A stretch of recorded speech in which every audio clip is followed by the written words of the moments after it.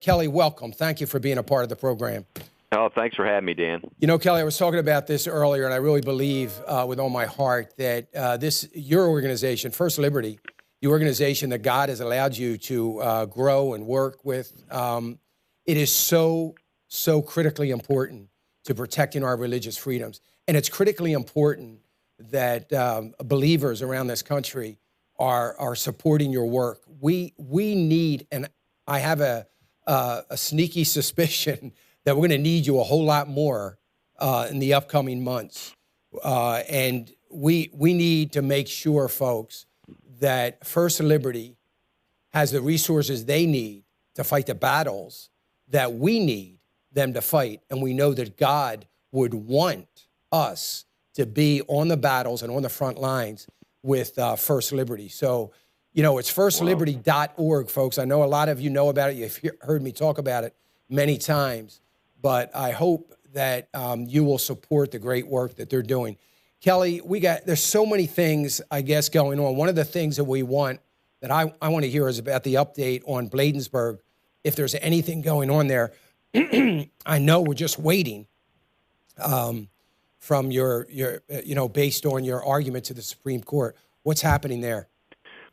We argued it. For those who don't know, the Bladensburg Cross is a veterans memorial that was put up almost 100 years ago by mothers who lost their sons in World War I and by the American Legion.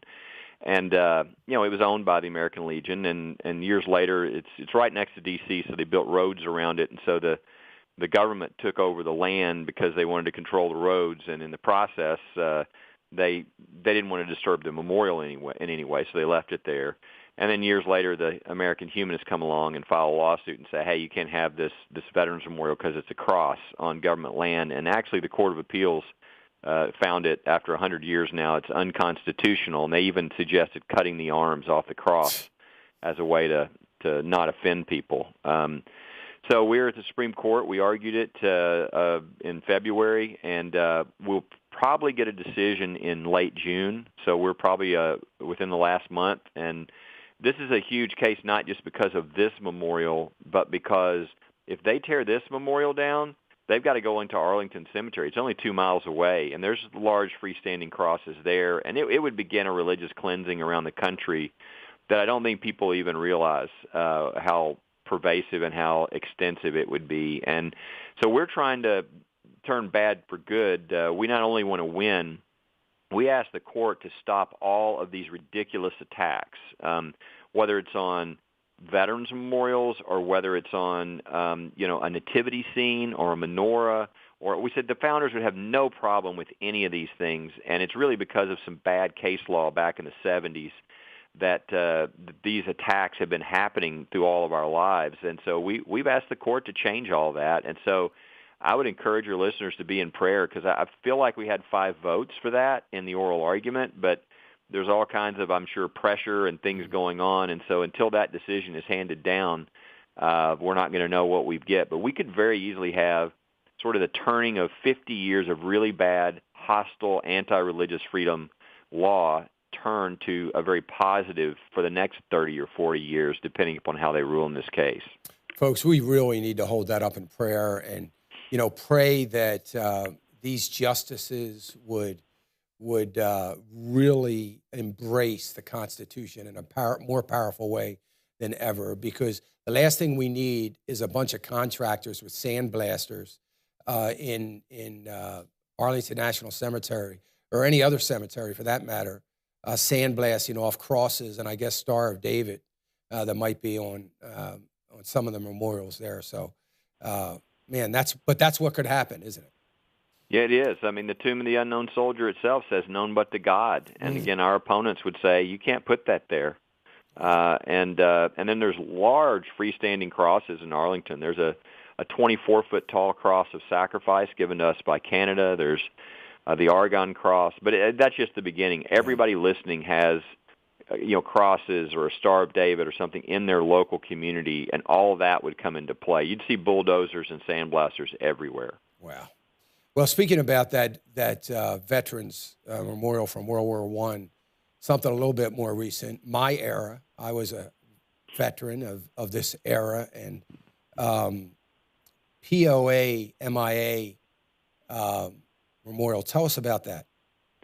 A lot of people have seen the POW MIA tables, memorial tables. Mm-hmm. It's like a round table, and they'll put a little flag and a place setting and a rose, and it's kind of a for them to come back, kind of an image, and there's a Bible on that as well.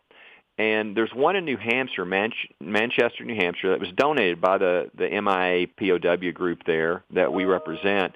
And the Bible, they didn't just pick a regular Bible. They actually have a Bible that was a 95-year-old World War II veteran's Bible that he had when he was in captivity. And it's in a you can see it if you go to our website. You can see it's in an enclosed case, a glass case to protect it. Well, unbelievably, a group that calls themselves the Military Religious Freedom Foundation, it's Mikey Weinstein, who's really just anti-religious, filed a lawsuit to try to force the VA to remove the Bible from the POW MIA table, which is just outrageous. And we are going to. Good news is the VA is standing its ground, and we are certainly going to stand our ground and fight this. But this is the kind of nonsense that's going on today to try to change our country to something it never was. The idea that a guy who spent 9 months in a German prison camp, and this is his Bible that got him through it, and that can't be part of the POW MIA display. It's just outrageous. Where is this display? Is it inside? Yes, it's inside. It's in the VA in Manchester, New Hampshire. It's just amazing when we hear these things. And folks, this is why, we have got to, I hope you'll go to firstliberty.org and you can see that display. But just take a look at all the things that we're attacking. I was talking earlier, Kelly, last hour about, Chick-fil-A coming under attack. And, yes. What is happening there. And when we think of all in the name of really political correctness, there are going to be small business owners, and Chick-fil-A heard 2 airports now saying no Chick-fil-A. And it's just over and over again, the military, the religious freedoms. You got a couple things. Another case that you haven't really begun work on yet, but you're planning to. Tell us about that. Well, we've had a bunch of these lawsuits that we're going to have to file that are all over the country, where they're in senior living facilities. They're telling the seniors that they can't. They'll typically have a common room that anybody can use. They just put in to use it for a certain time.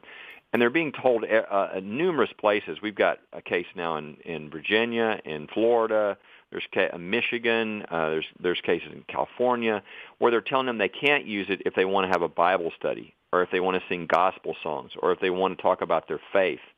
And, of course, a lot of these people can't go anywhere. I mean, they're either not physically able, or maybe they have early onset Alzheimer's or something else. And the idea to tell them that they can never have another religious service or religious gathering the rest of their life is not only morally wrong and illegal, but it's just horrible. I can't even imagine. And so we're representing a guy by the name of Ken Hauge. We'll be filing that lawsuit later this week, who is a retired minister, and a lot of the people in his senior living facility said, hey, would you be willing to do a Bible study because we can't get out? And he said, sure, I'll just put in to use the common area room. And they said, no, you can't use it if you're going to do something religious in there. And he said, well, okay, well, I guess I'll just do it in my own apartment. They have now sent him a letter, Dan, that says, I mean, I'm not kidding you. You can look at our website and read it. He will be evicted if he holds a Bible study in his own apartment. Wow. So this is the kind of stuff going on in these senior living facilities. It's housing discrimination on the basis of religion. It's illegal. But we've got to put an end to this, because this affects millions and millions of our seniors, and it affects pretty much everybody. We've all got somebody that's in one of these facilities, and we'll all probably be in one of these facilities in the future, and we've got to make sure that this attempt to sort of shut down all religious freedom is never gotten away with, and that we put an end to it. Folks, I hope you'll come alongside us and support this incredible work. And look, I say this all the time, and I tell people this that I meet around the country as I do my town hall meetings. But Kelly Shackelford has never asked me one time if he could be on the air to try to raise some support. It's not something that he's ever done, and doesn't need to, because I'm going to try to step in ahead of that if we can. God has raised up an incredible megaphone that he has given us on 650 stations around the country for 3 hours every day. And we're going to put that to good use. And we just really hope that you will support. You know, I wouldn't ask you to support anything that I don't believe in, that I don't support. And Yvonne and I are grateful that we have a work like this out there that we can support. And, you know, Kelly, as a former military guy, I remember it was unheard of. Whether we liked it or not, we had to go to church service. We didn't have a choice. There was no option. You could choose what you wanted. You could go to a Catholic church, a Protestant church, or a synagogue, but you had to go. And we've gone from that to we don't want any parts of it. And it isn't the chaplains. It isn't the chaplains that don't want this, but we're fighting, and you're fighting every day now to protect our freedoms, our religious freedoms, to our military men and women as well. And I want to have you back and talk about that as well, and what's going on with Chick-fil-A and so many other things. Yes. But I really want people to go to firstliberty.org. Kelly, I appreciate your work so much. We appreciate what you're doing. We hope that God gives you much grace so that you can all stay in the fight for many, many years.